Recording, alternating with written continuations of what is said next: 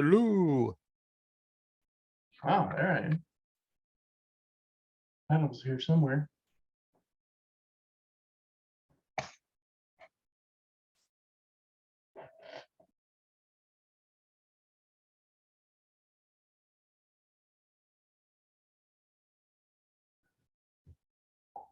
How you feeling? I'm all right. I've still got my cough, which I got a bug yesterday, Monday. Just came back from a trip, sneezing and coughing and carrying on. Getting better. yeah. Well, I've had this persistent cough for, off and on for years. So Go to the doctor.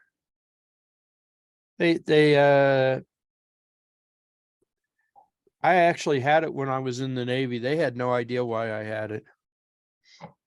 So I've just lived with it. Yeah.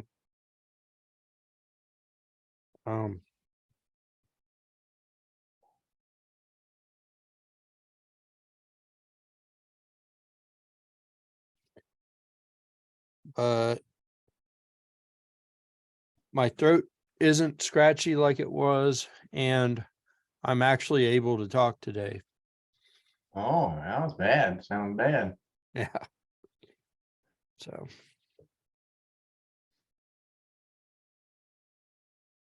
I wonder where everybody is.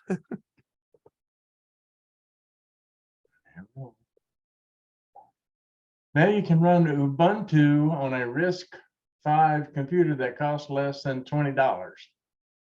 That's Yep. probably no surprise to anybody, huh? Yeah. I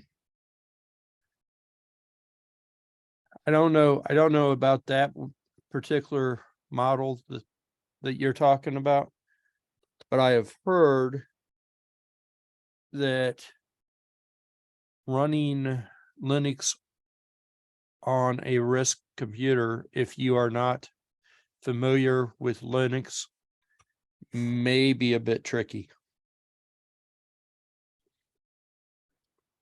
Yeah, it looks like a memory card, basically. Laugh all you want. There may be there will be a year of the Linux desktop 68 comment bubble on white, but it won't play out the way you think. That was interesting. That hurt my head. Oh man. I think I got about halfway through that article. Oh, you read that? Oh man. I think I read about half of that. Yeah. I didn't get all the way through it. You Patty didn't got me, order me.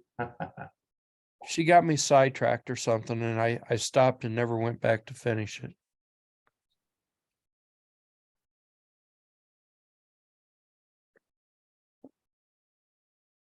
Nordic Thingy 53 multi-protocol IoT prototyping platform. I don't know that one. Nordic Thingy 53. Let's see what it looks like.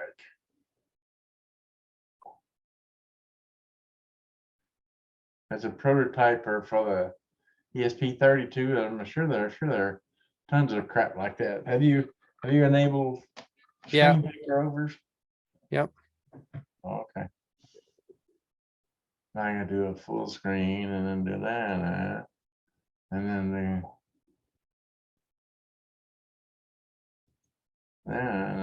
that.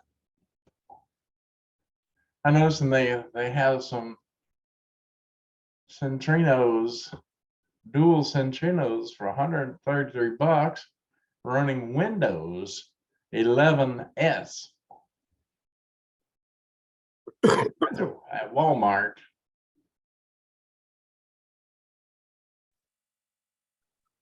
That was interesting.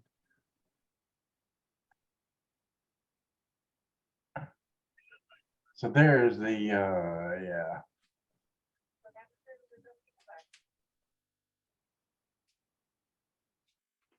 Just another ESP32, huh? No, I don't think this is a Edge Impulse. Dual arm Cortex M33. NRF Edge Impulse app.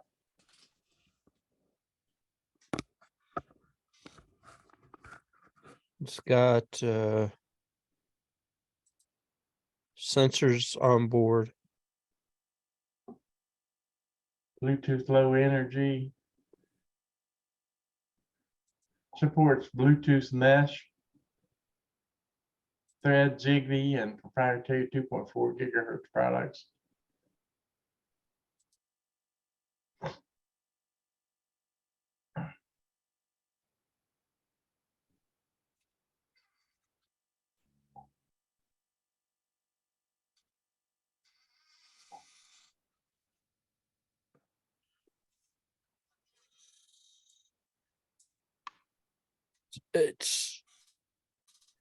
It's going to be it's an edge device, so it's tiny ML or yeah, there it says it. Enables to run embedded machine learning.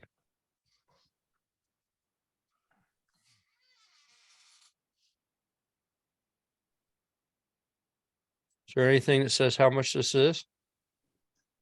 I hadn't seen it. It's that Nerf series of stuff. That was Nordic, huh? Yeah. No, they ain't saving that for the last. Yeah. They're not Look, gonna let us know that. Go back down there and click on buy it now. See what it says. I'll probably take you to Mauser or somewhere. I doubt they. $61. Nope. We were thinking less than 20 bucks like the other one, huh? Oh well.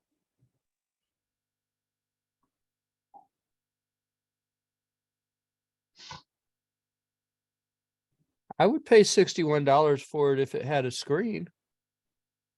Yeah. There was another article on a new keyboard for Linux systems, a new style keyboard, innovative or something.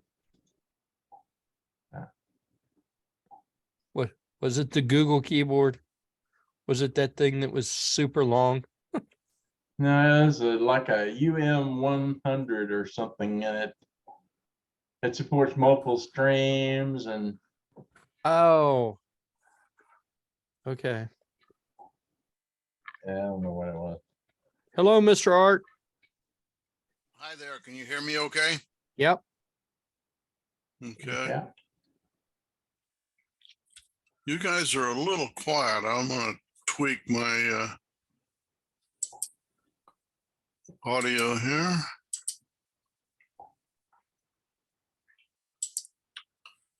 Okay.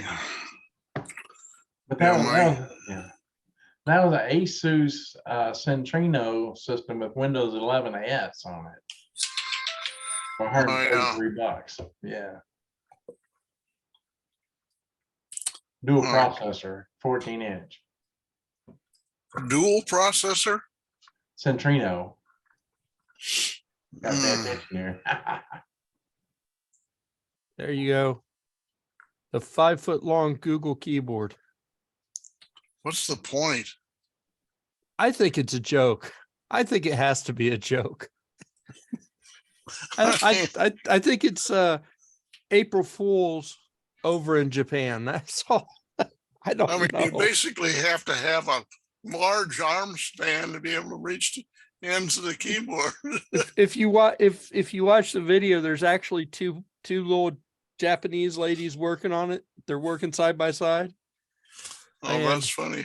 they use it as a walking stick, and there's a half a dozen different uses for it. But Ah, as a computer keyboard, I have no idea. I mean, it wouldn't fit on my desk.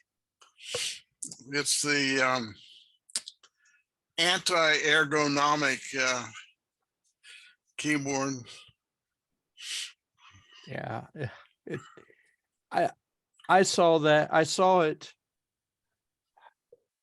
May have been in my Google News feed or something, but I saw it and I was like, okay, this has to be a joke, right? They did what they did.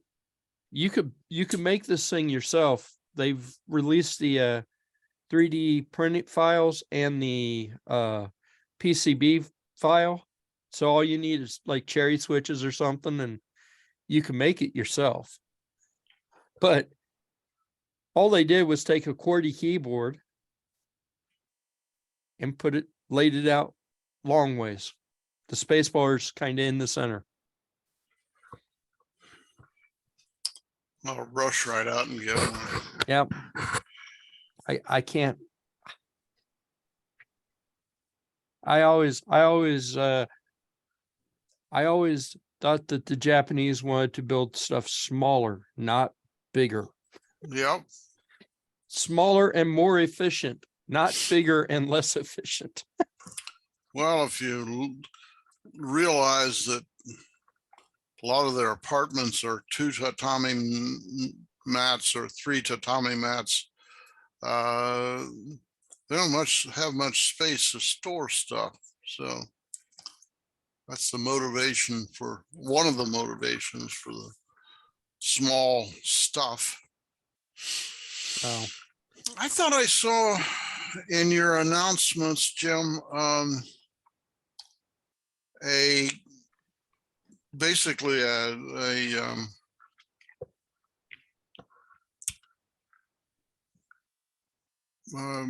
Raspberry Pi equivalent or replacement that was about $10 or something like that. Did I imagine that or not? Let's see, let me get the news. It was in one of your announcements for this week, I thought. Oh, look out, Raspberry Pi, there's a fearsome new competitor in town. It's the second one for October 12th. Yeah, I think that's the Pine 64. Has that been around, Leroy? That one's been around, hasn't it? Pine 64 as a company has been around for a while. And I know that they're building new stuff, but I don't know about this particular model. It has 2 Alibaba T-head cores. I don't even know what that is, but they have a 64-bit and a 32-bit. I can't imagine what you want a 32-bit for, but yeah, maybe a problem with my imagination rather than. But that says in there someplace, I think, doesn't it, that's the price, suggested retail price is, I remember it saying 10 pounds and or $10, which is about right for now. Current exchange rate. Yeah. Second paragraph from the bottom. Little is known about the future applications of the OX64, though it's likely to support Linux operating system, including many of the Raspberry Pi distros that are readily available. Also expected to come in. So this is apparently a pre-announcement at under $10/10 pounds, much like its key rival. Well, I'm not sure what key rival comes in at that price, but in any case. The cheapest Raspberry Pi board now comes with 3 new flavors. Oh. The Pico. The cheapest board, the Pico. You guys already know about the Pico, right? And the Yep, PW, yep. of course, wireless internet. That's $6 per unit.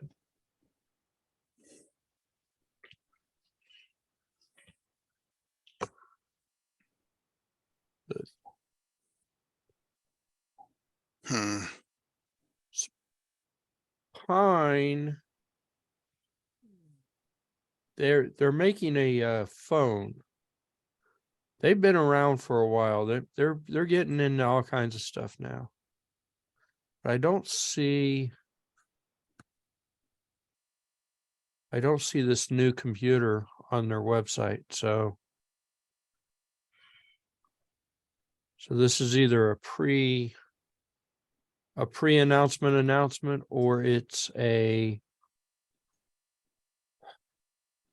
something. You okay? Oh, yeah.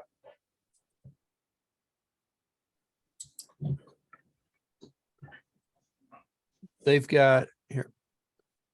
They've got the Pine Book, which is a Chromebook alternative. They've got the phone, which runs their own OS or custom OS. They've got some tablets. They've got, I just saw it, where to go. They've got a ebook reader.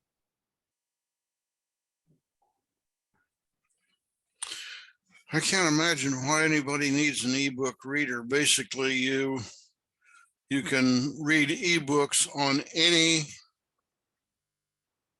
operating system and any device in the world now. So I need an ebook reader. I'm one of the ones that needs one. I want one. why?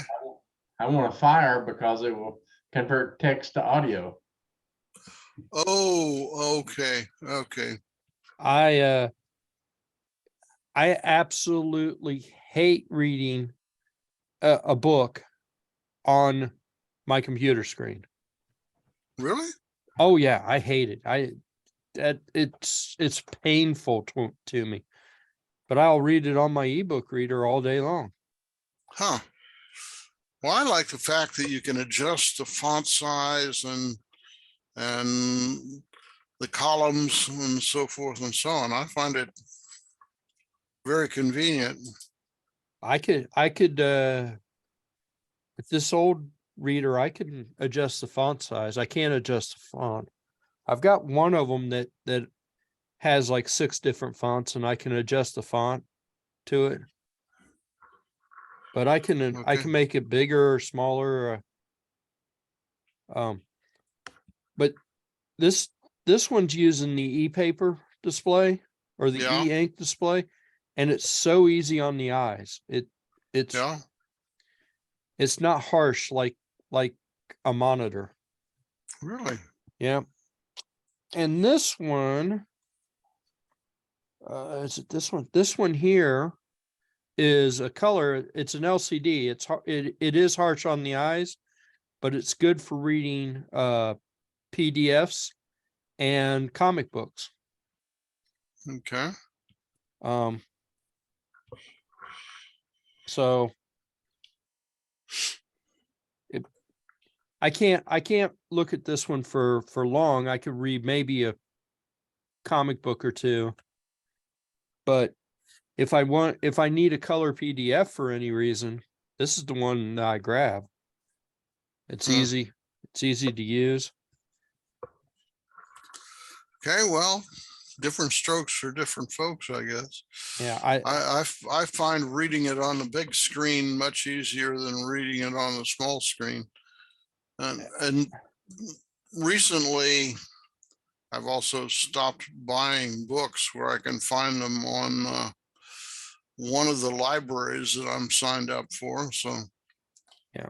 Except my current dilemma with the Ohio library is that my card expired. And of course, Excuse me. don't die on us, Jim. Uh, Yeah. I'll have to might call make it Monroe to happen. come and get you. What's, you just got a cold or allergies or? We took a trip up into West Virginia, and I came back with something sneezing. I think it's just a cold, pretty vicious cold, but I was down yesterday. I'm back today, but not super duper. Got a couple more days. I may be pseudo normal. Well, you take care of yourself. As normal as I get. I got. Have you read the 620 Man, David Baldacci? I did a long time ago in paperback. Oh, okay. Is Yeah, that listed on your, is that listed on your page today? No, I'm just going to put it in there. I actually I had read it before, and I remembered the first time I read it, it got excruciatingly long. Well, some of his are fairly verbose. I like, he has several categories of fiction. He has one that's centered on a group that's outside Washington, D.C. And he's written a number of novels there. And I like those a lot. But sometimes he gets off on this European jag, and I find those tedious. So, you know, but recently I've been reading, what's his name? Eric Larson. Eric Larson has a number of, he writes nonfiction, but in excruciating detailed stories of history. For example, he has one for the sinking of the Lusitania. And then he has one for the beginning of World War II in England, starting at 1939, starting about from the invasion of Poland to Churchill taking over as prime minister and taking over the war. And I like him a lot. The other guy I like, I've been reading recently or over the last couple of years is, the first thing to go is the second thing to go is the memory, and I can't remember what the first one is. God, no. Oh, Neil Stevenson, and he writes fiction. And I've got another one. Neil Stevenson has a whole series of them, and they're pretty cerebral, but I like him a lot. And then there's another one, Greg Egan, and he is Australian, and he is a what would you call it? Kind of a hermit. To wit, if you look on the internet for his picture does not occur any place that he knows of. And he's proud of that. He's managed to keep his face off the internet. So, which is, I guess is, you can't say of any of us. So those are the three guys that I'm currently wending my way through. One nonfiction, two fiction. Oh, by the way, I read, what was the one that you had? Let's see here. I read The Maid completely through. So somebody's going to have to explain to me what her thing was, what her problem was. It seemed to me like she was some kind of autistic, but is that your take on the situation, Jim? I thought she was a very simple person with, you know, and sometimes you run into people that are not sophisticated, but have very strict values of right and wrong. Well, she definitely did have that. She had this incredible concept of what was proper, and it wasn't only just right or wrong, it was what was proper and what was not proper. Yeah.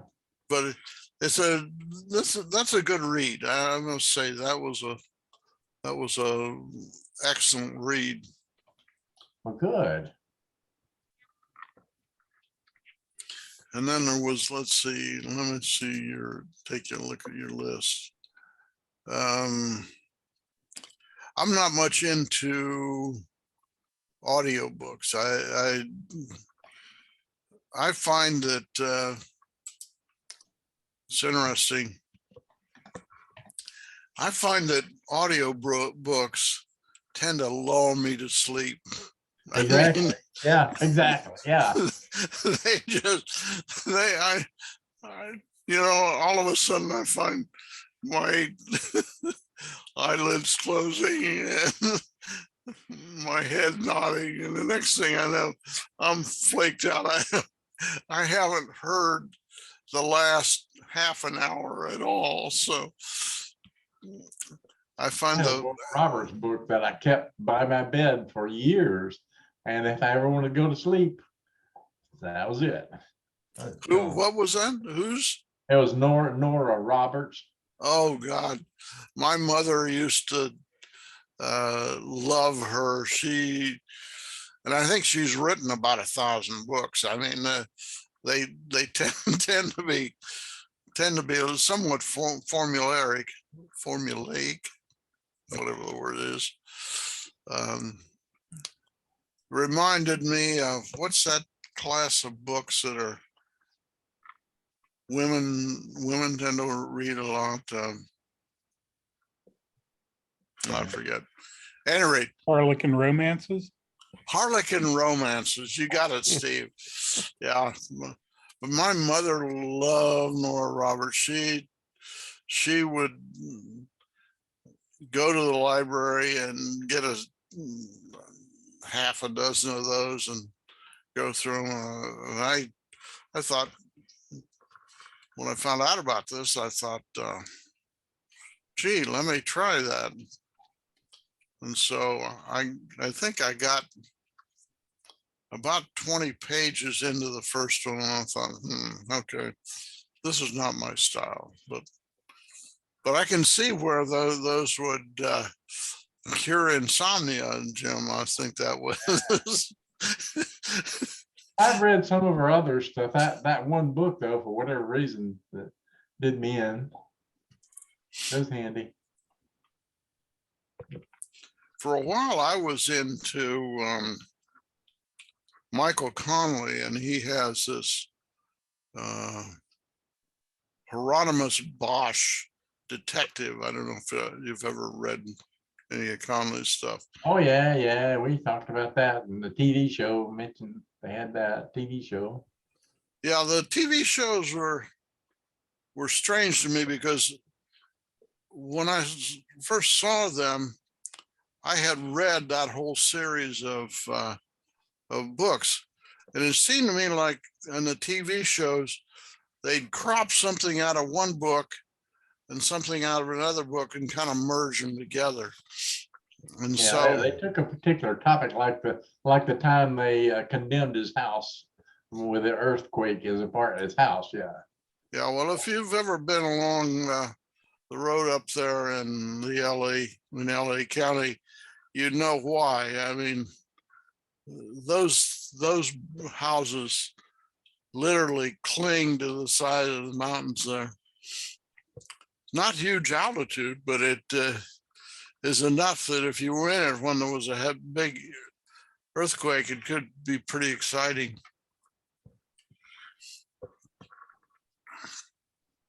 Mulholland Road. Yeah, Mulholland. Yeah, he talked Oh. about Mulholland a lot, yeah. Yeah, well, his house isn't on Mulholland, it's on a road that's off of Mulholland. The interesting thing was, for me, the detail with which he described the whole LA area. And most of his stuff was centered in the LA area, although there were a few that were not. It was one of them, you may have seen the movie, it's called Blood Work. It was a movie. It was a movie with Clint Eastwood Oh, where, well, I won't give away the story, but the thing starts out and the main character there, Clint, played by Clint Eastwood, gets a heart transplant and then proceeds to catch this serial killer. And that was not based in the LA area so much. It could have been in the LA area, but it was, but a lot of them. The other one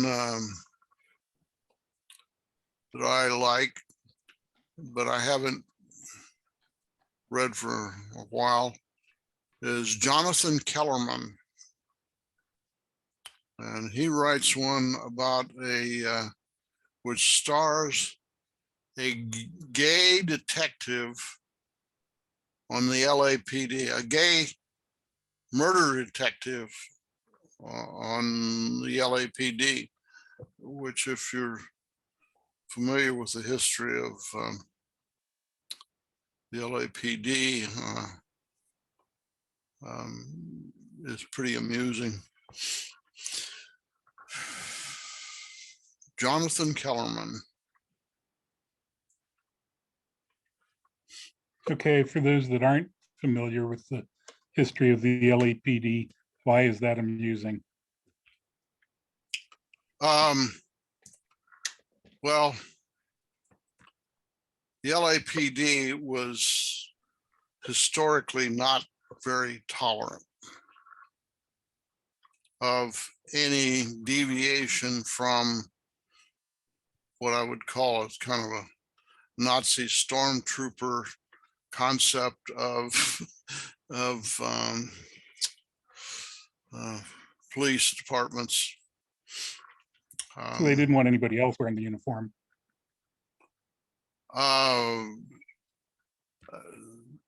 They were pretty intolerant of a large portion of the population in the LA area. It's particularly, I actually had on in a company that I was a founder of back in the 80s, now that I think about it, who was an ex-LAPD type. And I tell you, he had some weird concepts of justice, that's for sure.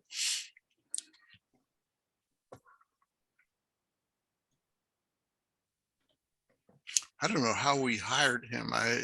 Now that I think about it, but somehow or another, he ended up on the staff. Wasn't somebody I hired, I know that.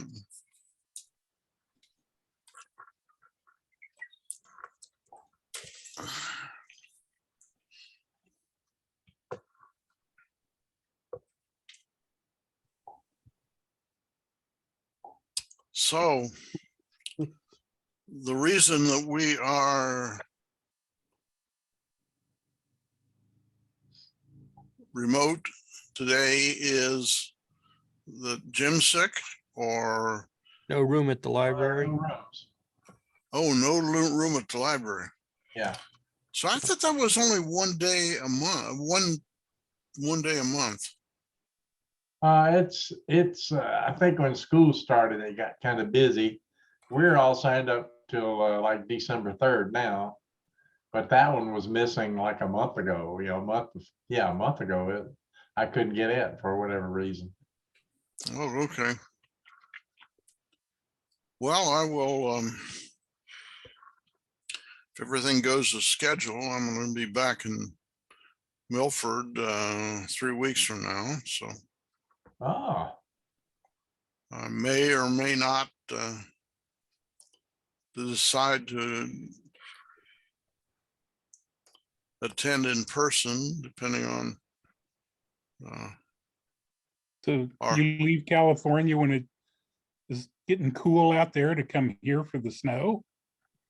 well, no, basically you could think of this as coming out for I've got a daughter and son-in-law there coming out for the holidays. Ah, The plan this time is that we're gonna, we've decided to go from a two swaps a year to 4 swaps a year, because Barbara doesn't like to be there in the wintertime, which is exactly the time we're going. And she doesn't like to be there in the heavy heat of the summer when the humidity and so forth are very high. And so the plan is, kind of loosely described, a plan is that we'll be there in the spring and the fall. And we'll be back in California in the winter and in the heat of the summer. That's the idea. The problem is we're out of sync now because our last trips have been coordinated around when we could get vaccinations, because each time there's a new vaccine, we want to get it done and a few weeks behind us before we get on a plane to inhale all that used air going back and forth. So the COVID and the annual flu shots have kind of screwed us up this year. So, and we also have a problem. It turns out that we have to be, or the belief is we have to be in California for at least 1 day over 6 months out of every year in order to retain our citizenship, so to speak. Not sure why anybody would want to do that, given that the taxes are considerably higher here than they are there. But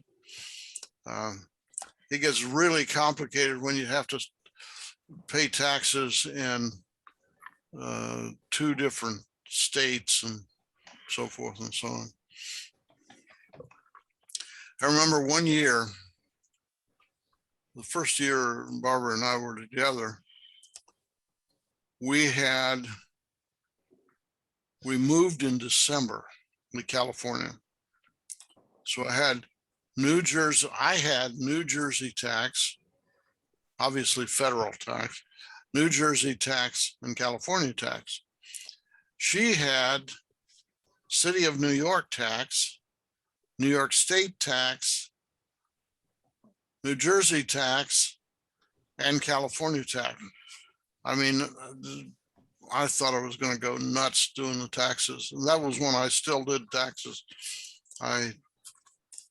Recent years, in the last decade or so, we've bit the bullet and gotten ourselves a CPA to take care of the taxes. So at some point, the aggravation and the time aren't worth the money. Or the money is worth eliminating the aggravation of the time. yeah, we already decided this year we're going to pay somebody else to do the taxes with the buying a house and all. Yeah. I would say it's well worth it. I started out doing, what was it? TurboTax was one of the first things. Oh, and software.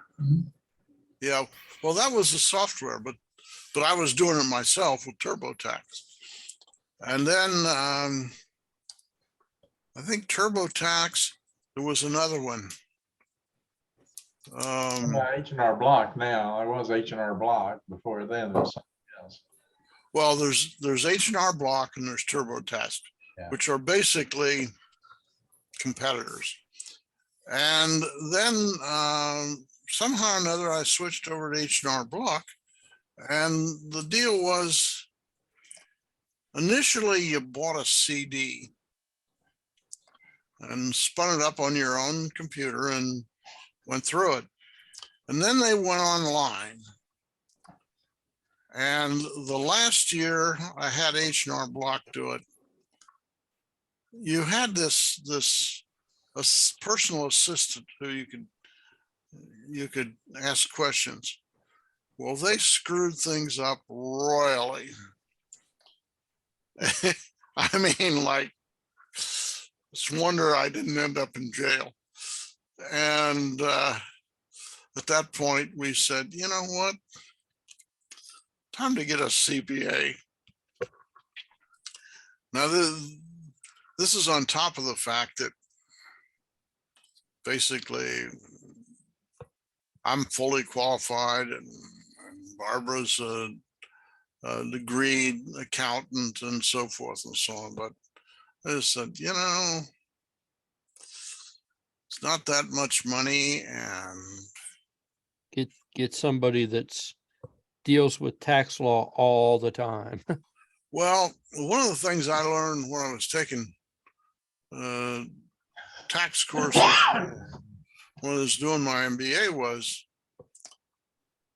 basically the tax law changes enough between every year that you really have to spend almost full time staying on top of it. So, you know, it's worthwhile paying somebody to do it.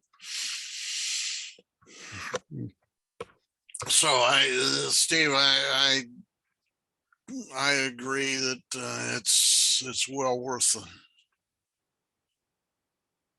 the money.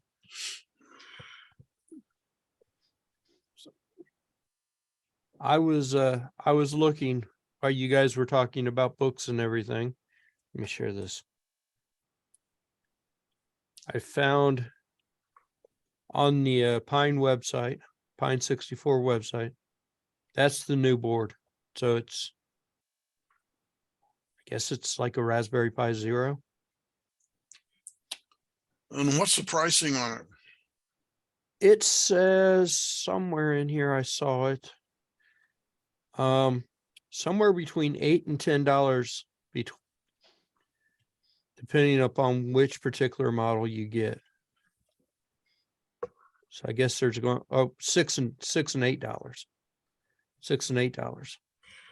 Well, that's more reasonable. The current price for the Raspberry Pi 4, I find just obscene.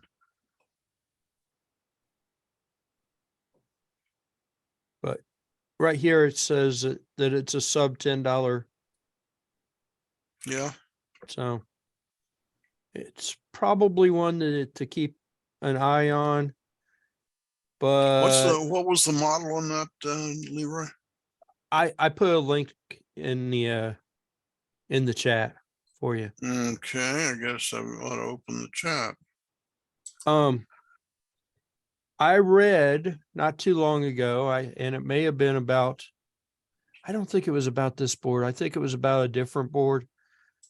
But they recommended that if you are not a Linux person, don't try to put Linux on a RISC V processor just yet, because I guess they're still working bugs out of it. So hopefully when this thing actually comes around, Pine will have worked out the bugs because it's a RISC processor. Oh, you're saying when it comes around. So this is not available yet? It's still, this was the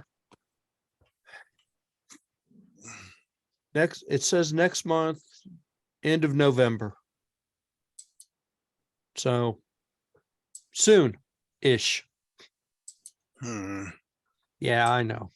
That sounds like potential. I can't believe that they don't have a pre-order for it on their main page. So that's not a good sign in my mind. Yeah, So could be phantomware. I think they've delivered everything that they've said that they were going to deliver. It just, some stuff has taken longer than they wanted. I was going to say, so is Tesla. However,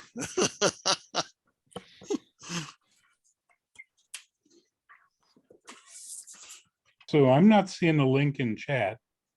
That's probably because you came in late. I'll put it in there again. Yeah, I thought that would have gone back and pulled everything. no, they don't, Steve. They Hmm. basically, you start chat from when you log in. I put it in there. I see. Thank you. You're welcome. It looks like an interesting device, so, and for $8, it's probably worth it.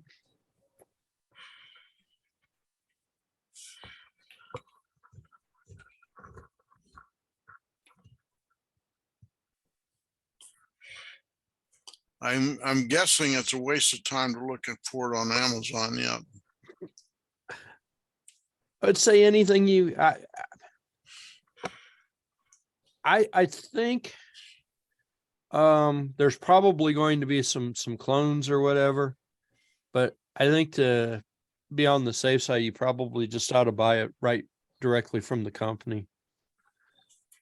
I mean, it is only $8. I Not had a, getting it anytime soon in any case. yeah, and I've had, I think I bought a pine board once before. And my problem, it was one of their first pine boards and it wasn't quite ready. They released the board before the software and the software never caught up, but they released another board or something. It was one of those weird sort of situations where stuff just never quite caught up, but the second board was way better than the first board and all that stuff. You know how that techie stuff works.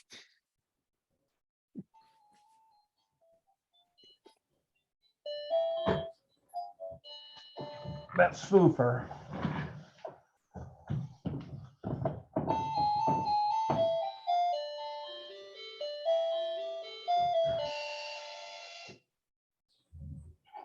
There's your good night music.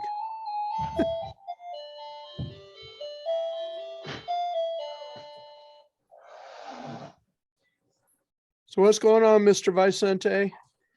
A lot of stuff. Working with the cameras, working with the robot, working with the distance measurement in the yard. I saw your thing about the Mhm. tripod and the measurements and everything. That Yeah. worked. With very small energy, I can reach very large distances and very wide area. So very nice. Now I am using the GPS signal, the second pulse to synchronize both transmitter and receiver. Mm. I think we'll have a measurement system that will. What's that behind you? It looks like something from a Flash Gordon movie. What? No, to your left, behind you, there's a, yeah. Here. No, This is the receiver of the pulses. yeah, what's the thing? Looks like it's got a little cone in the middle, round thing on the right-hand side of your screen. Looks like it's got a little white cone and it's round. There is a Right-hand side of your screen. there is a board sending pulses synchronized with the GPS signal. Huh? And there is another one receiving the pulses, also synchronized with another GPS. So I can see the transmitter. This is not the pulse, this is the cross correlation of the function of the signal. So it's immune to noise and distance and whatever you can make with it. It's very, very robust. So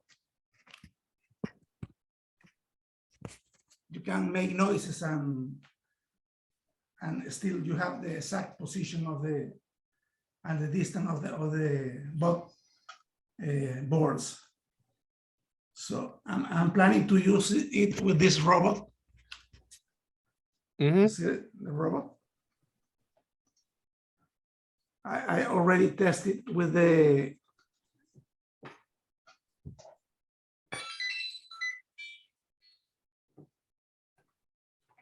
you can move.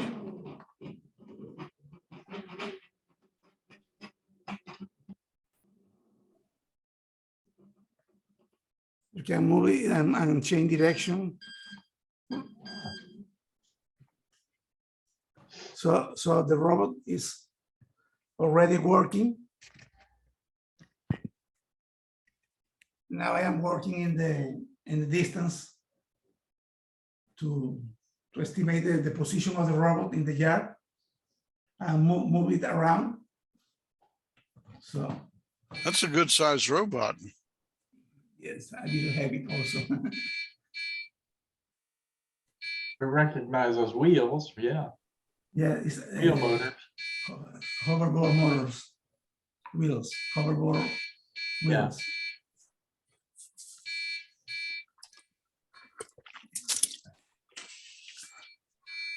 I made a suspension system for the robot to see can you see this? Yeah.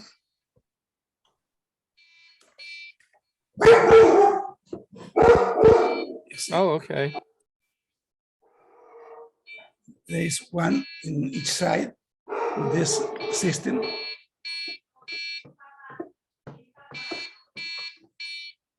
So it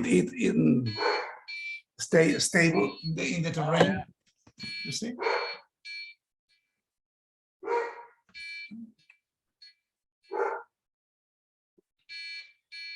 Beep, beep, beep, beep.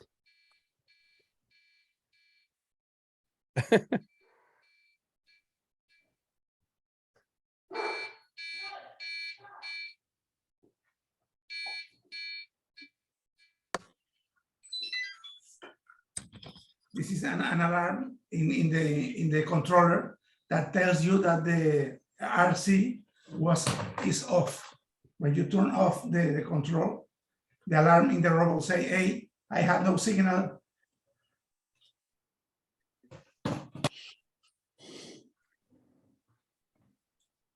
So this is Very cool. yeah a lot of stuff.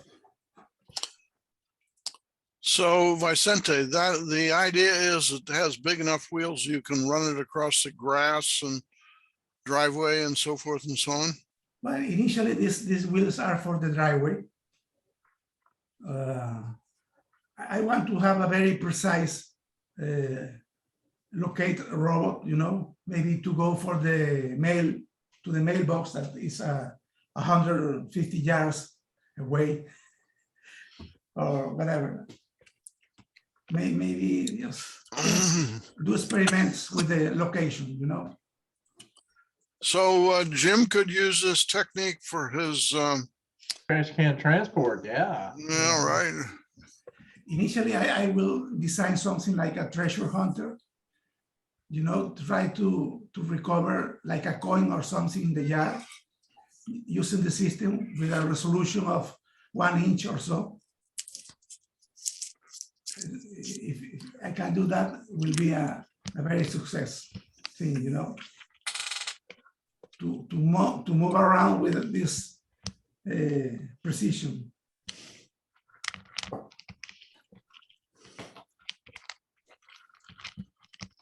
Then you can use this for different applications. Maybe you can make a virtual fence for the dog in the courtyard.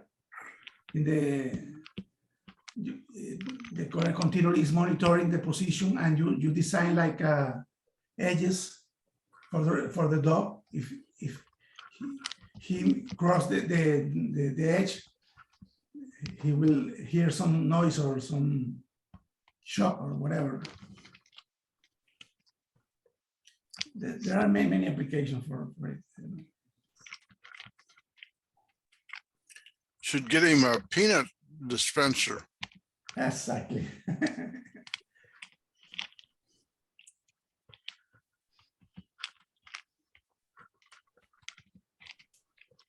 I tried to play with some robots today, and I don't know what I was doing, because one of the microcontrollers, Linux saw the serial port. The other microcontroller, Linux didn't see the serial port. I plugged both microcontrollers into the old computer. It saw the serial port on both of them. I don't remember what I did to make it work. I'm sure that I did something to make the other version of Linux work, or the other computer work. Look at your UDEV rules. You I- probably added something. I copied all of them. That was one of the very first things I did, was copied all of them and restarted and told it to do it. Because that's what I thought too, is, maybe this board has a UDIV rule that I need. Nope. So I had, so my time to play with robots today was spent going, why doesn't this work? And I still don't know why it doesn't work.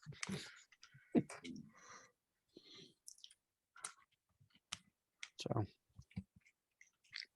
I'm sure I will figure it out. I'm sure I had the same problem before. I just got to remember what I did. And then I got to write down what I did so that I never forget ever again. That's what wikis are for. Yeah. I know.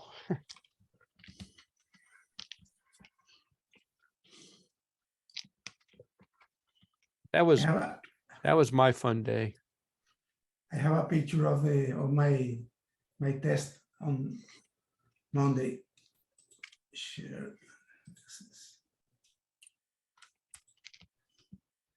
Can you see it?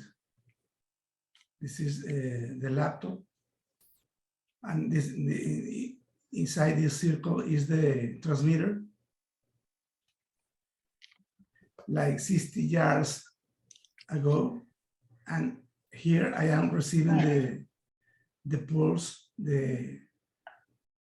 I can estimate the distance from the source to the receiver, measuring this distance here in the screen. See, and each point is like a half centimeter. It's very precise, you know. But you need to compensate with the air temperature, because the speed of sound changes with temperature. Oh, yeah. But I think I will have a very, very nice location system, you know. So this is an acoustic system? Yes, it's in the audio spectrum, you know. But it's so small in time that you cannot hear the sound. It's under 1 millisecond of energy, you know. The advantage is that the sound goes has less attenuation than the ultrasound. The ultrasound lose a lot of energy in this distance, but the sound goes very well through the air.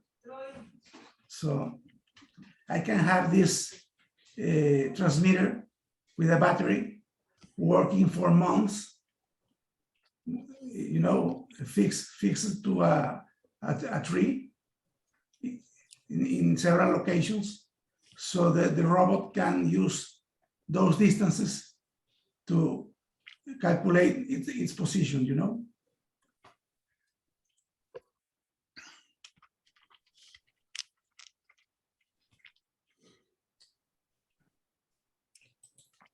Let me check this here.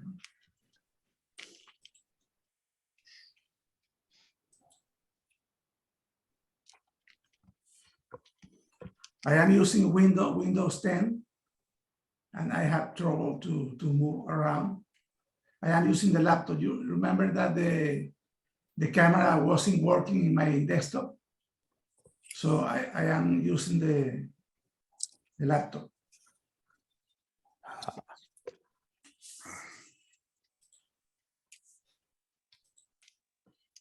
So it's Windows 10 on the laptop? Yeah. Mhm.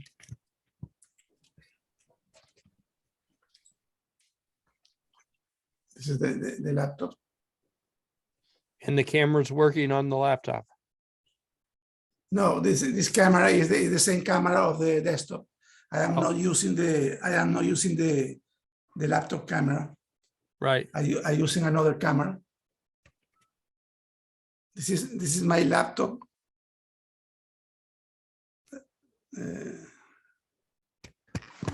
This is the other one for the pulses.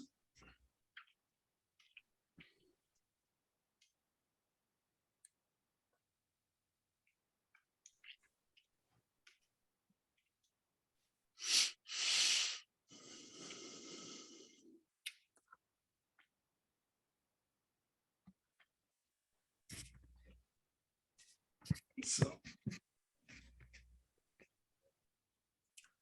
I think it's practical to have the camera remove it from the laptop to show stuff around, you know.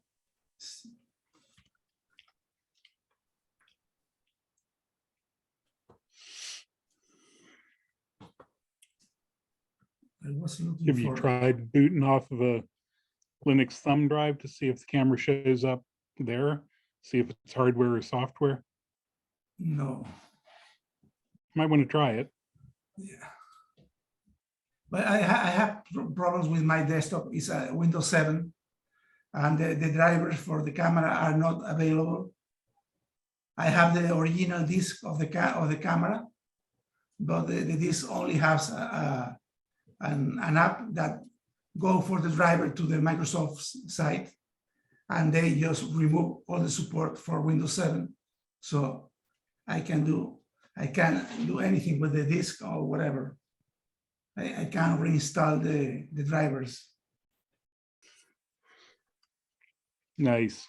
Microsoft making Yeah. computers easy for everyone. I tried to download the drivers from different sites, but they try to sell you software. You know, you need to download their software to open the driver and install it, and they install themselves in my computer with their software. So I don't like that. Let me show you. I have an example of what I did with the.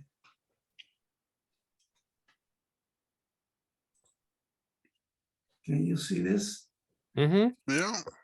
Well, this is this was a very dirt experiment, you know, inside the office, but with 2.6 meters approximately, and speed of sound estimated for 20 degrees. My peak showed that the distance was 2.57 against 2.6. You know, you need to calibrate some stuff, but I think it's working very well.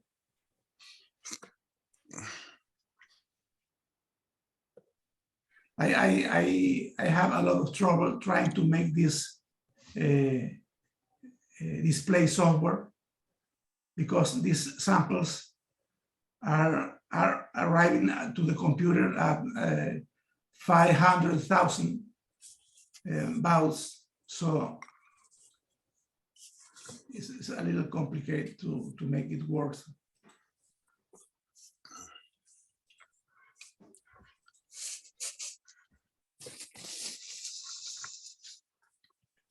The software works very well in the desktop, but this software wasn't working in the laptops because the desktop has a graphic board, a graphic card that is very powerful. So the computer can receive serial data at very high speed without attending the display. But when I try to use the same display software in the laptops lose almost half of the samples because the laptop use the CPU to render the image in the screen. So I found a way to stop rendering and capture all the data before go back to rendering. So now it's working in the laptop also. I spent 2 days trying to solve this problem. It's very hiding.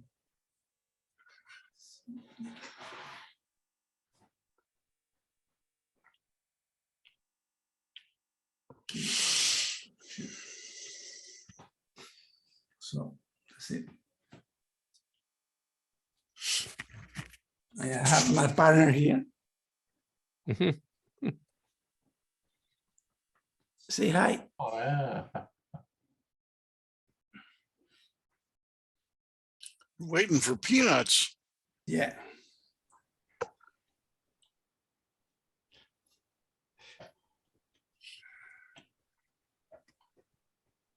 Oh my God.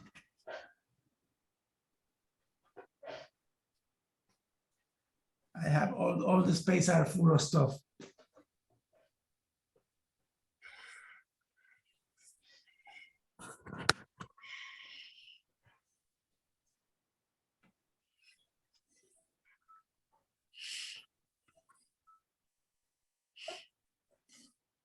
I need to design some acoustic cap for the microphone so the robot can hear the pulses all around with the same intensity instead of trying to face the microphone to the source, you know, just to have some omnidirectional capture of the sound.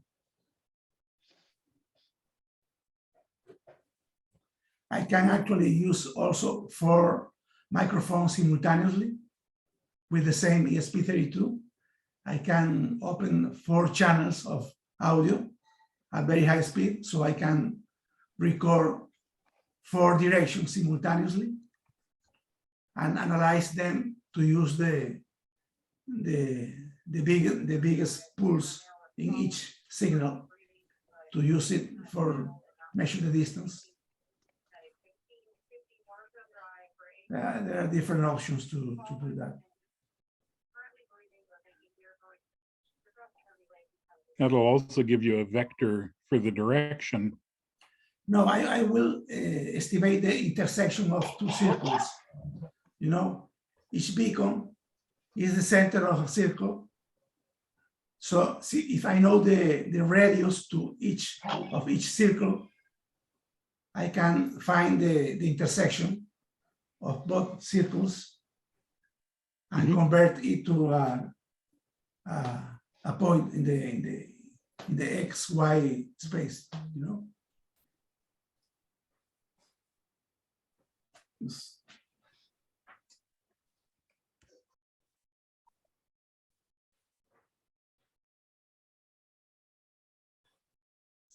I have many ideas of what to do with this audio processing stuff. You can use three stations and make noise, clap or whatever, and find the location of the noise, maybe a shotgun, a explosion,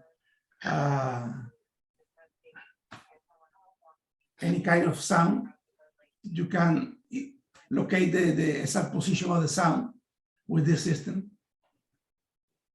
Maybe useful in some areas to find out where the shots were exactly, to go there and solve the problem with the police or Where the whatever. noise came from, yeah.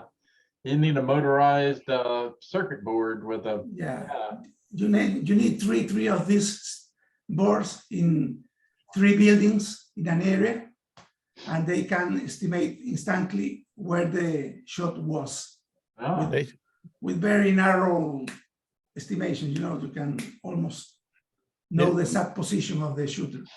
New York has something like that already. Yeah. Yeah. They've, So They've- does DC. Yeah, Almost they've- all of the cell towers around DC have microphones on them. Okay. they've got acoustic listening Location. posts. Yeah. And they can estimate within, I think, a half block of where something happens. Okay. Closer than that. They can Yeah. also give a good report on whether it's a pistol, a rifle, Mm-hmm. and sometimes even caliber. Or if it's just some kids playing with firecrackers. This is Yeah. with machine learning, they can identify all kind of sounds. Mm-hmm. I was looking, I can't find a good picture of it, but I was looking for, it's probably still classified. I was looking for how the sonar works in the submarine, Uh-huh. and it's got acoustic cups 360 degrees, well, basically 360 degrees. So it can hear and see everything all around, but I can't find a good picture of it or how it actually works. But if you had like a little array, Yeah, it's something called beamforming. yeah, You can estimate the source. You have several sensors. Yeah. In one no position. so they can tell you which cups hear the sound, so they know, it's in that direction, or Direction, yeah. but I can't find a good picture of it. It's really interesting. It's old technology. I mean, Yeah. it's been around forever. Well, it used to be some analog stuff, but today they use very high-speed computers for do the same,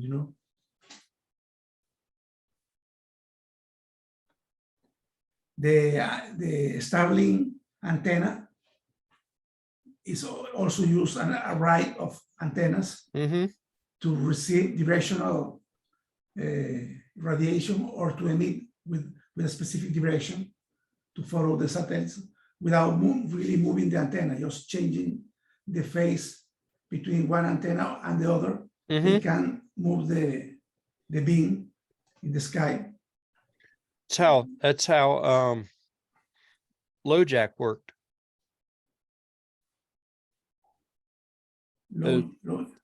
LoJack, the car, the anti-car theft thing. Uh-huh. The cops had a 4 antenna array, Okay. and they would change the phase of the antennas Yeah. to see which direction the car was. Okay. It wasn't perfect, but that's more or less how it works. So they knew Yeah. if these two But antennas were receiving it, it this- was in front of it. The Starlink disk has more than 1,000 Yeah. micro antennas. Yeah. So they change the phase of the receiver or transmitter and they move the rate following the satellites with very high precision. Yep.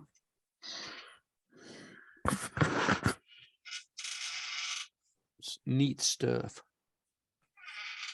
I always thought that the low jacks were pretty neat back in the day, but that was a long time ago.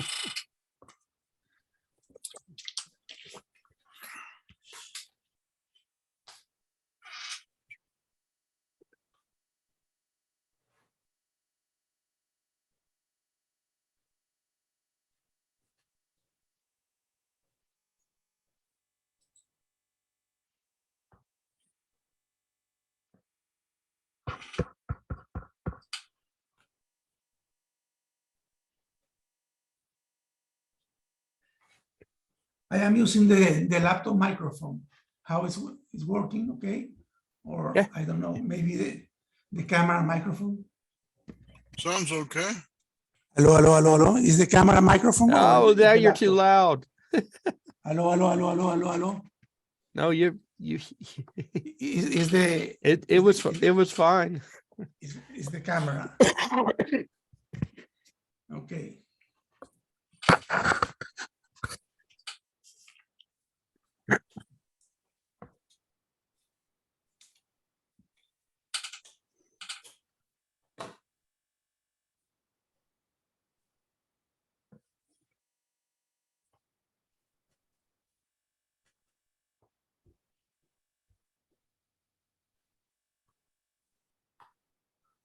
What's going on with the meeting room? We're booked till December 3rd. What? Yeah. Yes. That this one day, I knew a month ago that we didn't have for today. Didn't want to- Can we Well, I use start- a I smart- booked these when we finish the meeting. Guess what I'm doing? I'm booking the next meeting. I got six booked, which is however many we can book. Uh-huh.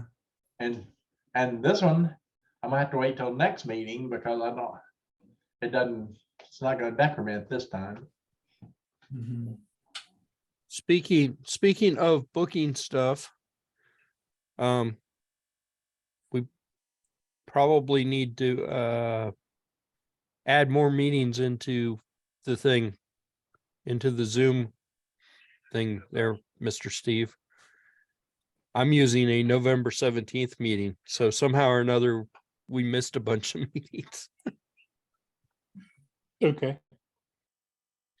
I'll take a look at it. Yeah. And last Not time right now. last time I did it added every other day or something. I don't know what I did. It did something weird. So Okay.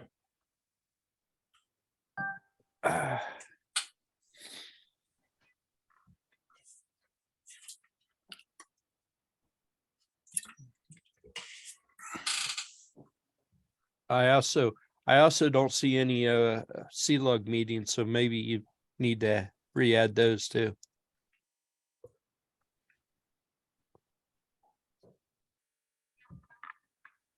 Are these Steve, what?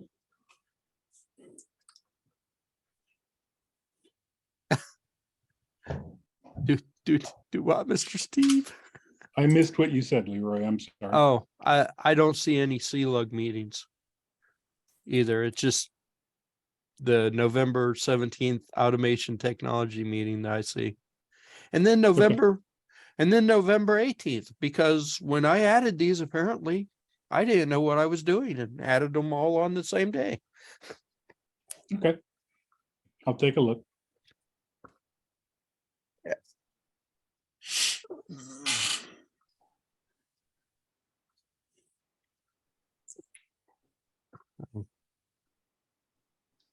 It turned out that the Monroe Library meeting room is booked on Wednesdays. It looks like they're closing at like 6:30, 6:45 or something like that. They don't have the full time, but we'll In Monroe, plug it up. it doesn't really surprise me. Monroe's a small library. Yeah. I suspect somebody leaves at 5, and anything after 5, they don't want it run with one person there probably. Yeah. Well, their primary consumer is meant to be the the nursing home right there. So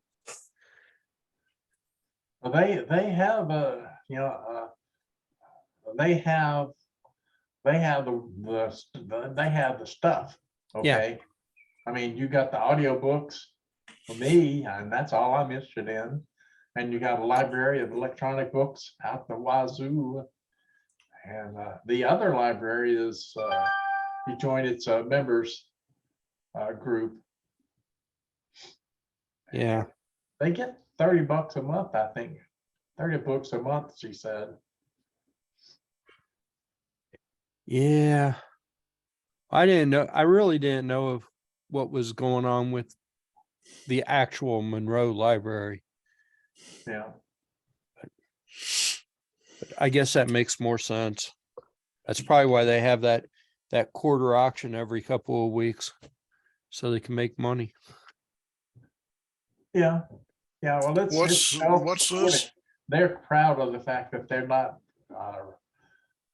linked to the state. Yeah. They're Yeah. self-supporting. Um, Yeah, I just said, hey, you got free money and you got these resources over here. I don't understand. yeah. Tremendous resources, but who knows what the state requires. The Monroe Library, every couple of weeks, maybe it's once a month, they have an auction, and the bids are all quarters incremented. So you could buy What are they something. auctioning? I don't know. I've never been, because I've always been leery of quarter auctions. They have a book sale rack back there, and a whole section, 2 sections, and you can go back there, and they had one by Louis Moore. Somebody turned in a Louis Moore. I said, I might want to take a look at that. There's a full-size book. You don't see a full-size book by Louis L'Amour very often. She had come back and then be on the shelf back there. Okay. So are these donated books that they auction off? It's members join and buy books and contribute books and buy books, and it's like a big commune over there. Might not be the appropriate term, but it's a very decent system, and it's for people that are hardcore bookies. Like you're a hardcore bookie, Leroy not so much. Me, no, I'm all audiobook, but if I'm desperate, I'll be forced to read. But and the resource over the internet, the number of books that you have at your fingertips are just amazing. Yeah. The number of free books that are available is amazing. Yeah.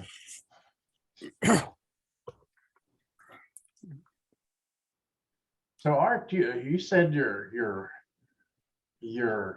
card expired. I've had mine for 20 years. I don't know. Well, I don't know. What I got an email from Clermont County library system saying that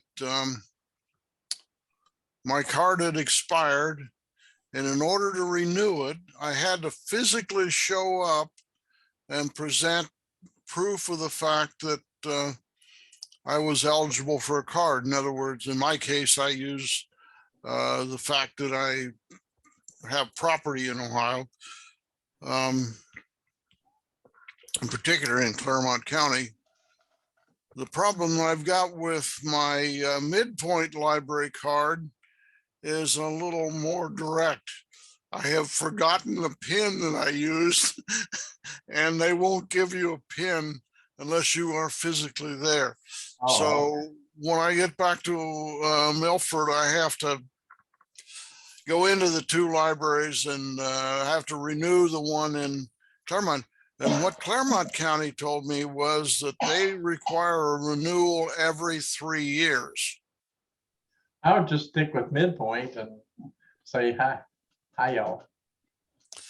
Well, I don't have any problem with midpoint except the fact that I don't know what my pin is. So, Yeah, they're the ones to go to the, yeah, working with all of us, they worked with us, and of course we worked with them as much as we could. And so I thought we had a good relationship. They've been nice to us and we've been nice to them. Hey. yeah. That's far. My old Middletown Public Library, before they were Midpoint, still works. I mean, this thing has to be 30 years old. I think when I go and sign in, it has my nickname, not even my proper name. It's got my nickname that I Wow. used in high school. Dude. Really? Yeah. Hey, you. I don't know. Yeah, the Hey You nickname. Yeah. It still works. And every great once in a while a librarian will say, "Oh wow, that's an old one." I'm like, "Yep, I've had it forever." Well, when I went to Midpoint down in Westchester, they gave me a new card. That one don't work. Here's your new card. Okay, if you insist. Yeah, I had one of them in Middletown once wanted to give me a new card. I said, "Is there a problem with this card?" And she said, "No." So I've had this card forever. So they didn't push it. And I said, "Cool." Well, I solved my problem in the short term by getting what I thought was getting a new card here in Fremont in California. And when I went in to get the new card, the librarian who was responsible for this she said, "You've already got a card." And I said, "Well, if I've got a card, I have no idea where it is." So she ginned me up a new card. I just had to show my driver's license and that was the end of it. And I got home and I thought, okay, I know I had a Fremont library card. It's actually Alameda County. And so sure enough, there in the stack of junk that I have on the top of the dresser, there's this Fremont card, and bang, it's there. Yeah. So I now have 2 cards for Fremont Library. I don't know if the old one's still working or not. What they told me there was that, well, if you ever find the card that you've lost, you need to tell us about it so we can take it off the record. But it works right. It works great for ebooks online, and so, and I can know for sure that that's like 10, 12 years old, something like that. And I haven't physically been in that library for a better part of a decade. So this Claremont County thing may be unique to Claremont County. I don't know. That's kind of odd every 3 years. That's weird. Yeah, I don't know why that is, but Yeah. I will ask them when I go in to renew my card.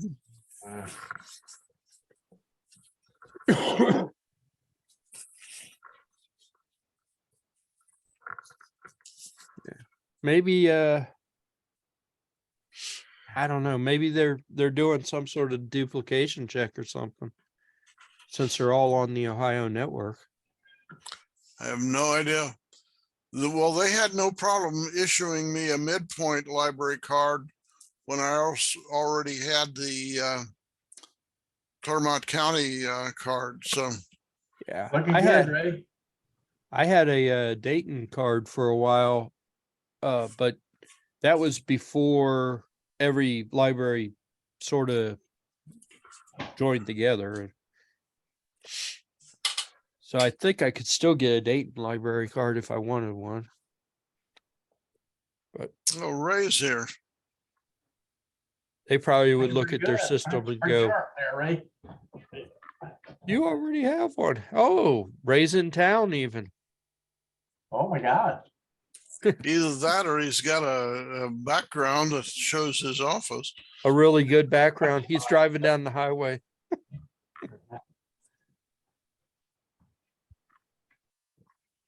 Hearing the horns honking, we don't know what that's all about. Uh, Yeah. No idea. What's going on, Mr. Ray? Nothing, Nothing. nothing at all. A lot of nothing. How come you're in town? Because my delivery today was over in Ross, just west of Hamilton. So I got to the customer, delivered the laser machine, training, setup, blah, blah, blah, blah. And then I got back here, cleaned out my truck, and I'm like, wait a minute. I think there's a meeting going on. So I ran over to my computer, and what do you know? I might catch a few minutes. There's a meeting. Yeah. So you just finished your Some work for today. for your work. Yeah. So there's a company called Bourbon and Fire, I believe. They basically take old bourbon barrels and repurpose them into shelving and different other pieces of artwork for your home. Functional artwork, desks, stuff like that. But some of it's just, refrigerator magnets. But it's nice to be able to repurpose that kind of old stuff rather than seeing barrels stack up behind somebody's barn. And they reuse those more than one time? I don't know. I have no idea. Ray's not a barrel expert. He's a laser expert. Now I have a photo to put in my background for when I'm driving down the road. They keep us on our toes. Oops. That's what happens when we give Ray an idea. Yeah, I'll steal it. Fair enough. Uh, Wouldn't I win it regularly? Jeez. see, my son's soccer season was over, the outdoor soccer season. So they had a parents and kids soccer game, and I fell face first, and I kind of landed like boom, boom, boom, boom. So face planted, got a chin full of scratches, and but I put my hands in my chest kind of, and I sprained both wrists, so Ugh. they hurt pretty bad. Did God leave a sticky note on your forehead? Yeah, Don't do that. don't do Yeah, that. don't do that. Don't do that. Oh, trust me, I'm still in pain. Oh, yeah. Take my Advil. Oh, Well, that is what you get for playing with people not your own age. yep. Those 9-year-olds will kill you, man.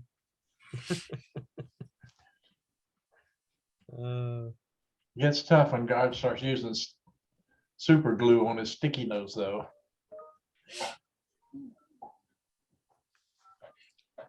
Hey, kid.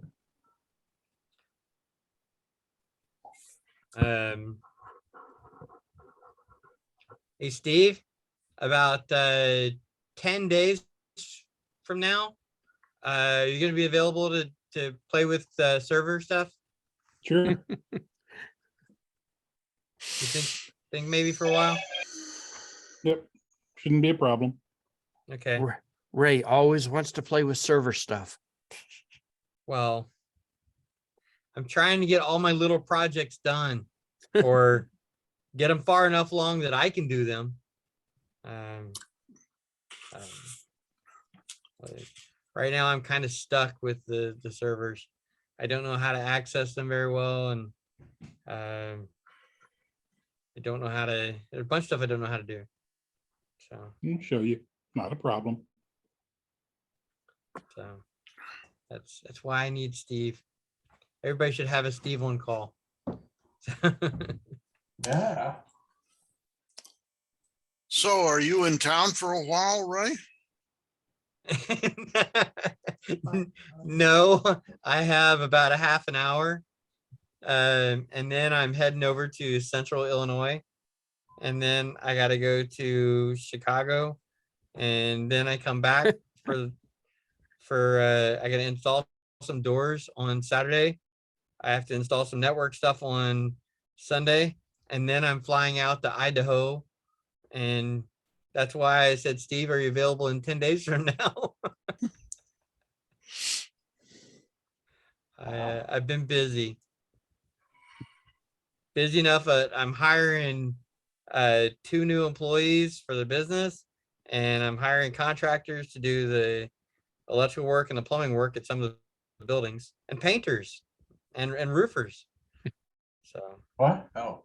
It never ends, does it, Ray? Hats, yeah. it doesn't end. So You just Mr. keep expanding the McCrary, fence around. I'm taking your your advice that territory. I hire other people to do the work. Yeah, there you go. Got to do it. Yeah. Don't like spending the money, but hey, got to do it. Yeah, get them working. You can go play soccer, you know? Yeah. Yeah. Do things that are truly important. Bust yourself up. Think But what you it's might gonna be also- like when he's 18. My son, oh, I'm not gonna be able to keep up at that point. I'll be 57.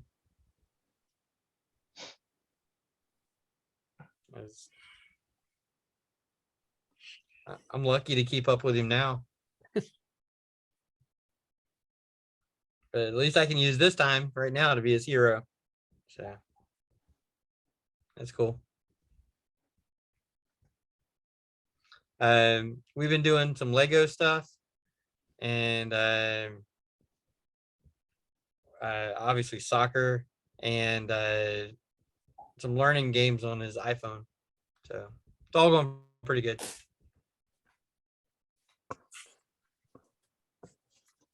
So I know I missed the first half of the meeting. You guys got any general notes? Vicente has made great progress on his sound dealy bob and that robot right there. That's cool. So his sound thing can he can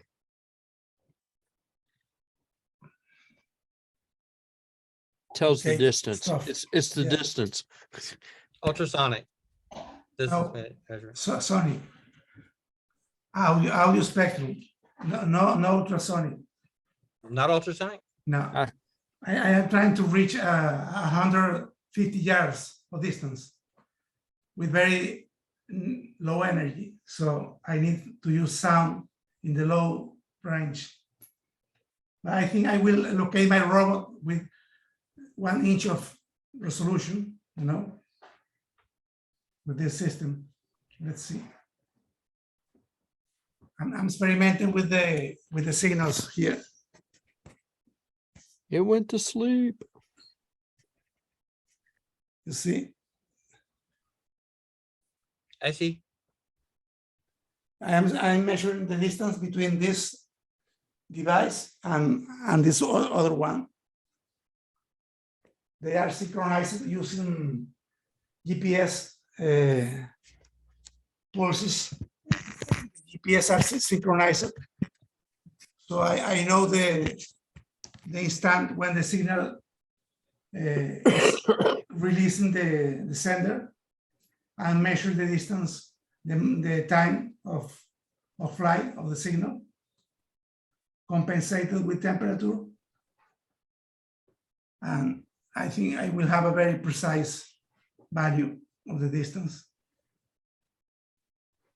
So what frequency are you working at, Vicente? It's a secret. Oh, oh, okay. I can tell you that this is less than 1 millisecond of duration. It's very, very short. You cannot hear it. It's a pulse different of all kind of sounds around. So you can recover the pulse in the other side using cross correlation. It's a mathematical function multiplying for the same pulse that I send. So I can find out the position of the pulse in the middle of the noise. And it's working pretty well. And I'm using ESP32 in both ends. It's working very good. What's the minimum distance you can measure? No, minimum is 1 inch, 2 inches, whatever you want. The resolution, the minimum is half a centimeter. Is the distance of each value. So you can have, I am considering fluctuations because the GPS are synchronized, but there are like several nanoseconds of difference that will become some millimeters of fluctuation. The temperature of the air is not uniform along of the path, so I can estimate like an average to compensate for the speed.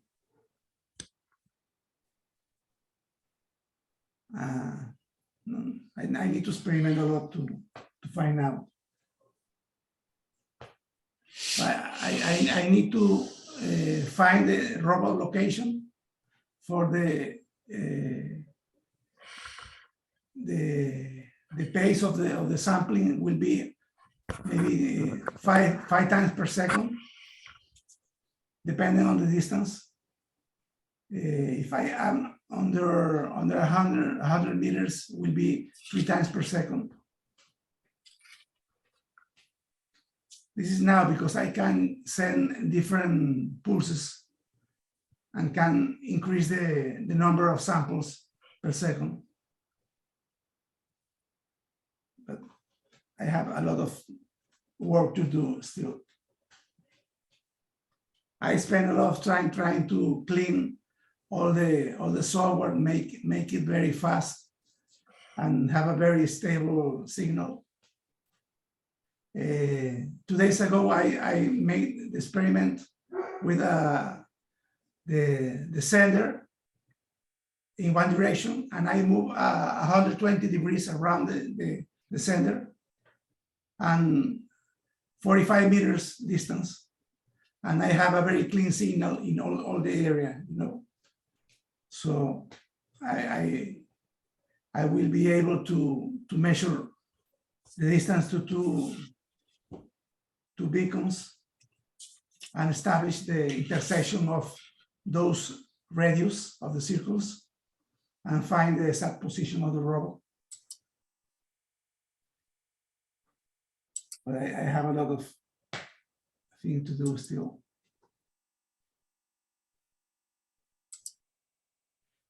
Are you concerned about echoing off walls?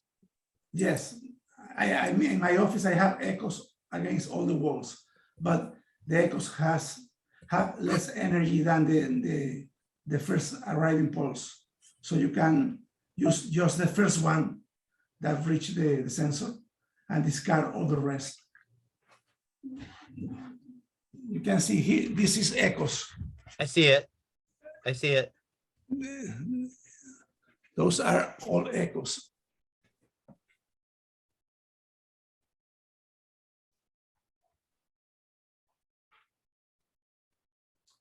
Let me show, I will keep, can you see the image here? Yes, I can see it. I will move the sender. I am walking I am walking as to the, look the.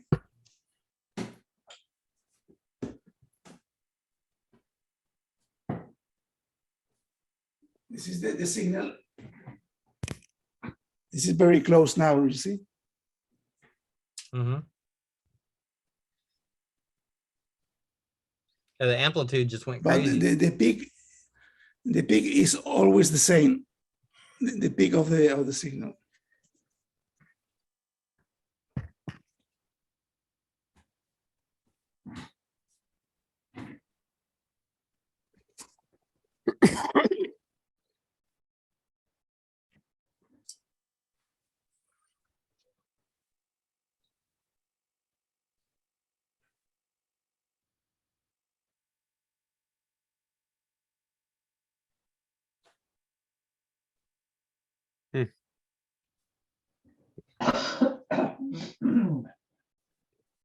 So, Vicente, who do you Yeah. plan to market that technology to? Maybe I need to talk with Rabbit Robots for that.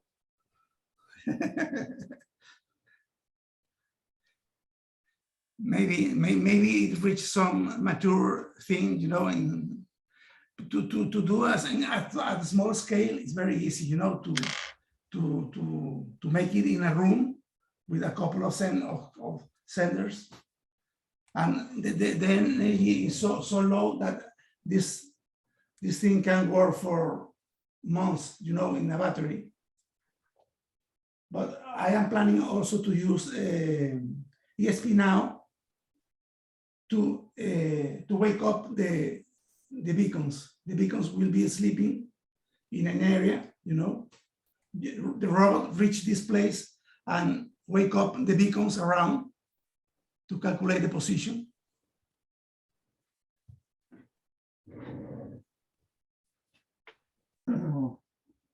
I don't know. I need to make a lot of experiments.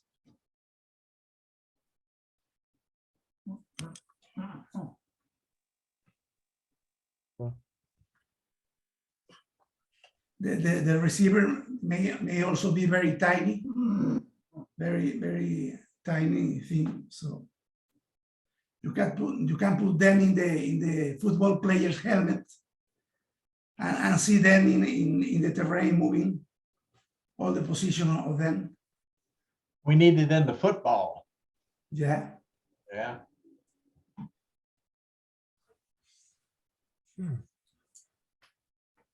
A lot of application.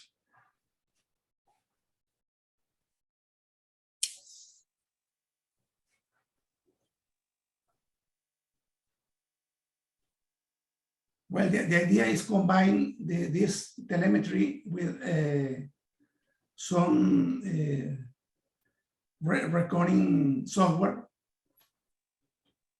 to move the robot around in the yard. So is the idea that you're going to have really low cost electronics, or is it a learning situation, or are you trying to get accuracy with simple electronics? This is getting Simple electronics. closely to a why question. Are you sure you're not thinking about Leroy? No? No. Never I think ask that anyone. the cost of this system will be very cheap. I mean the cost, not the price, but the cost maybe under $20.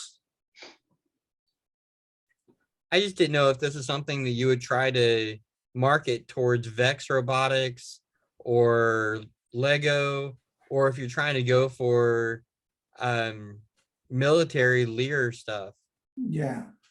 I was thinking that you can use this system in the shoulders of 3 soldiers walking, and it can reach the sound of the shooter and show the position in their helmet glasses, in their visors, where the sound came from, you know, just to shoot back or whatever, or to run in a different direction.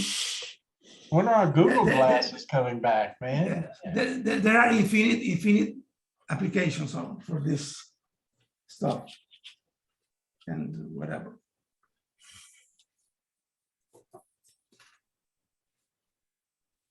Well, I see your chart in the background on the computer. What are you using to do your signal filtering to get that kind of a chart? Excuse me? What software are you using for your signal filtering to show that chart on your computer? I know I made this viewer for the Okay. computer. Yeah.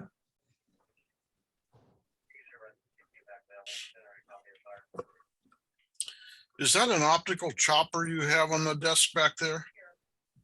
What? An optical? The circuit or disc with the 4 holes in it behind you on the desk. The circuit or disc.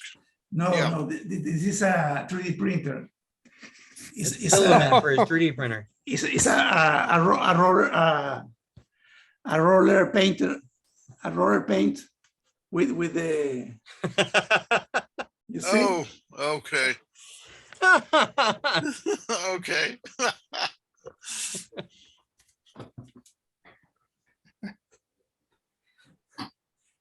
So it's a reel for your, My home is like Disneyland for makers, you know.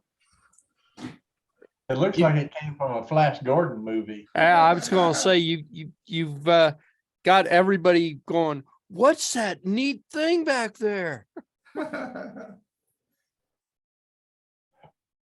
And it's simple.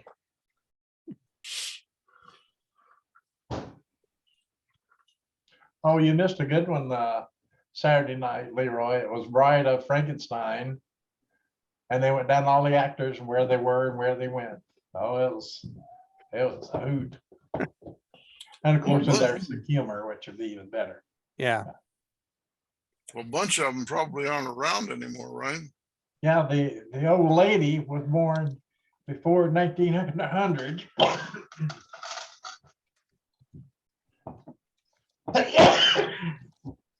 Yeah, probably all of them gone by now.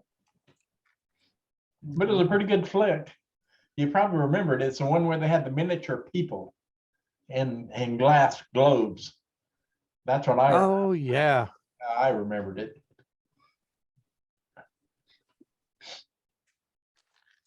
And Frankenstein and, oh yes.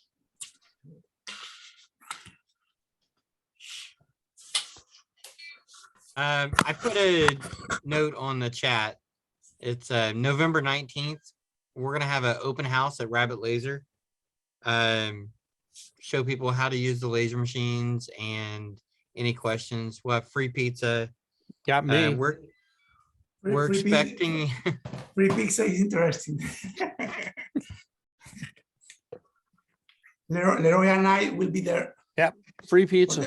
for the pizza. That's all you have to say. free pizza. Okay. Tours. What's the- It's what's gonna the be time, Ray? from like 10 a.m. till 3 p.m. 10 a.m. to 3. Okay. This is what day is it? November 19th. 19. That Can you is, send a mail or that is a Saturday. Yes. Saturday?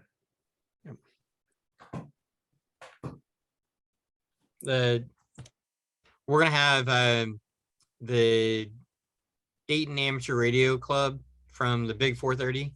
They're gonna be there. We have several people coming out of state, from out of state to visit with us. A bunch of laser customers in the local area. Sarah and Carol have put out some flyers for people to come visit and see what's there. What's the radio club going to be doing? Normally they do like a just a club meeting 2 or 3 times a year where they have, you know, a lot of food and just kind of hanging out. And from where, you know, me and Dad and Candace, we joke about the laser company and rabbits and stuff, and people ask questions, you know, what I do, and from where I donated laser machines to different schools, they know about it.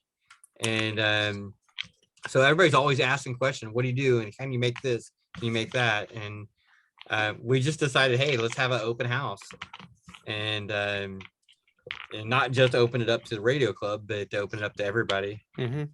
So it should be good. We'll tell everybody to bring food. I thought maybe they were going to do something special like ham radio kind of special? I don't know. I haven't thought about it. I'll ask ask my dad if they're planning on something. But we're just thinking pizza, drinks, and laser demonstrations. We've got one guy that wants us to laser engrave his gun. Everybody else like laser engraving knives. I want a laser engrave of Twinkie. A Twinkie. Yeah. Okay. Put a picture on it. I don't know. I did a piece of toast a couple years ago. I put the Harley Davidson logo on a piece of toast. Yeah, I forget. I saw somebody talking about something on Twitter. The Virgin involving- Mary on a piece of It was involving a Twinkie, and I'm like, oh, I know somebody that's got a laser cutter. I could do that. they did the Virgin Mary on a grilled cheese sandwich. And that's sold on eBay, but anyway, yeah. Right? Have you seen the gradient bot? Yeah, I've seen that. Mhm. It's cool. I saw it on one of our previous meetings. Yeah, Yeah, that thing's awesome. I changed the board now. It's an ESP32 also instead of the microbit. Okay.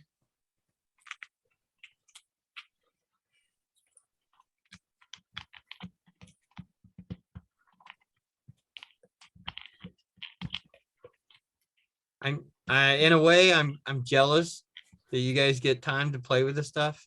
Yeah, I'm so busy lately. this is the nice part of being retired. Yeah. I have the grandkid so often. I really don't get to play as much as I used to. I told Carol if I'm not retired by the time I'm 50 or very soon after, I'm going to be an angry man. I work too hard now. I am retired before I start working again, you know?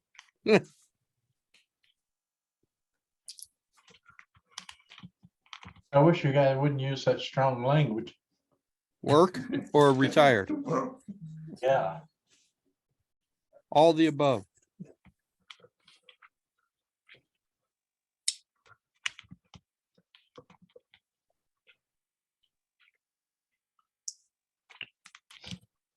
So next week will be online? Or- Next week should be in person, right, Jim? Yep. We're good Unless till December 3rd. unless one of us is dead and dying or something. Yeah, which is a toss up from week to week, it seems. This is my week. Yeah. We should be in person though next week. And in person means Midpoint Library. Yes. Yeah. Have your Commodore 64 Okay, cool. around and your transformer. Hey, Leroy, remember how Yes. we were looking for the guy in charge of the library? Yes. Yeah, he called me. Oh, cool. I was a little bit surprised. So Roy, look, Yeah, I'll take that one. I'll take that Commodore 64. okay, this is a replica. Yeah, that's the one that came from Spain, right? Yeah, Yeah. it's still in the back. You haven't even opened it yet. Yeah. So what did our guy from the library say, Ray? he was just curious what I was doing with the journal building and how we can collaborate on a project. That's probably a good hookup. I mean, Yeah, Is this the Middletown or Westchester or? Well- actually the director is over top of at least All- 4 of the libraries, all of them, including yeah. Westchester, Middletown. He is a very progressive director too, according to my dad. He wants a lot of stuff that the previous director did not want to deal with, like making the maker spaces and stuff like that. Yeah, he's wanting to do a audio video type of workspace at the Middletown place. Mhm. And he's not as interested in putting in maker equipment like Yeah. the printers and the lasers and embroidery. And I told him I want to put in a workshop at the Journal building with bigger equipment that most other people never get to see. You know, a big CNC router, a big laser, Yeah. table saws and stuff like that. You should put a Right. flyer out for your get together at the libraries. He's got from what my dad has told me, he's got ideas for each library. Each one's going to be like a specialty kind of thing. That way he gets patrons to come to all of his libraries. So it makes sense that he doesn't want to duplicate a makerspace at Middletown, that he wants to do something a little different that's still sort of related to that. I told him, I said, I don't exactly want to compete. Go directly to jail. Yep. It's my latest Monopoly. acquiry. I bought it because it's a Crown Vic, of course, and it's a black and white.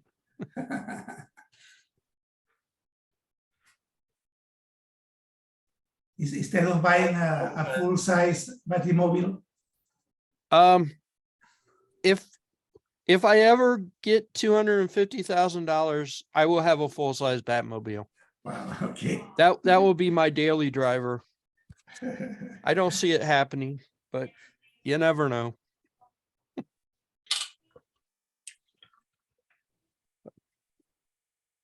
Yeah. It is now after 7. So I Mhm. guess that probably means we need to wrap up and see everybody next week. Live. Live, in person. See you guys. Thank you much, folks. Bye. Bye. Bye. All right. Bye.